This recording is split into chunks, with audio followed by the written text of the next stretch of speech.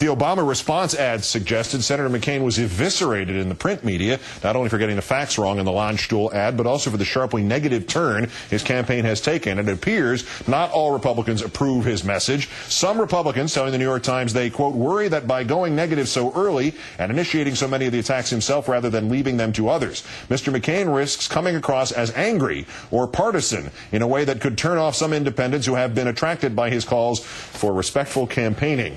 Let's turn now to our own Rachel Maddow, the host of the Rachel Maddow Show on Air America Radio. Good evening, Rachel. Hi, Keith. Lost in all this, what is McCain offering as the reason for people to vote for him? Well, he's not Barack Obama. Okay. That's the reason to vote for him.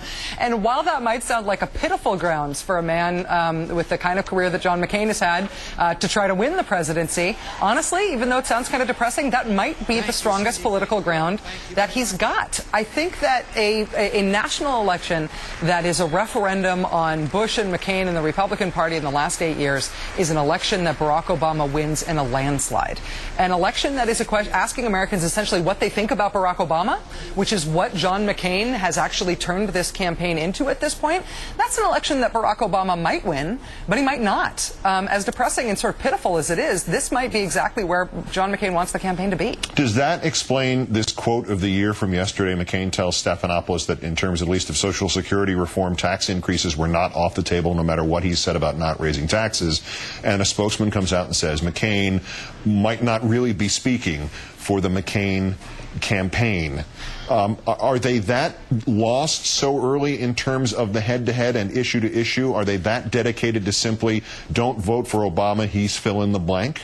He's vote for not Obama is Right. essentially what they're saying. I mean, that's not the only example of the McCain campaign saying that John McCain doesn't speak for the campaign. They did the same thing on affirmative action, essentially saying, don't listen to what John McCain says, just allow us to be a vague, not Obama presence in the corner that you might vote for if we succeed in scaring you enough about Barack Obama. I mean, that's, I think, politically how it functions. But if you take it on its face, what they're really saying, if John McCain doesn't speak for his own campaign, what kind of president would he be? Is he going to legislate or lead the country with notes or with written communiques? Would we not be allowed to trust what he said then either?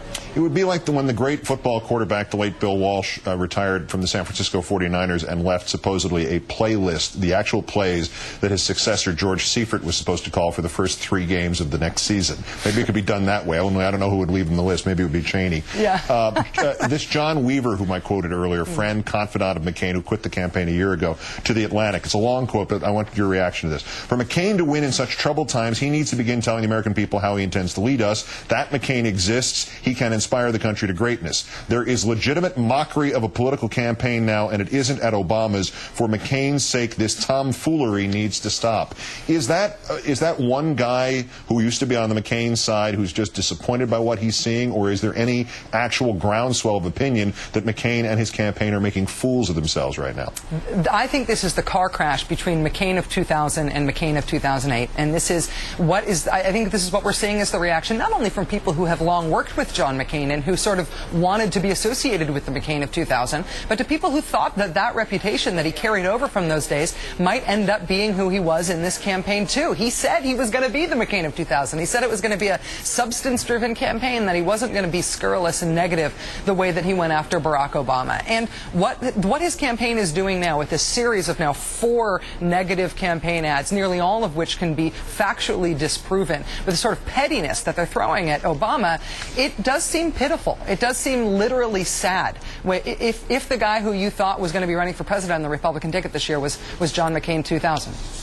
Maybe not. When we've gotten down now to arguing about arugula versus power bars versus McCain's $520 shoes, I don't think we're seeing what we wanted to see. Yeah. Rachel Maddow of Air America and MSNBC, of course. Great thanks as always, Rachel. Thank you, Keith.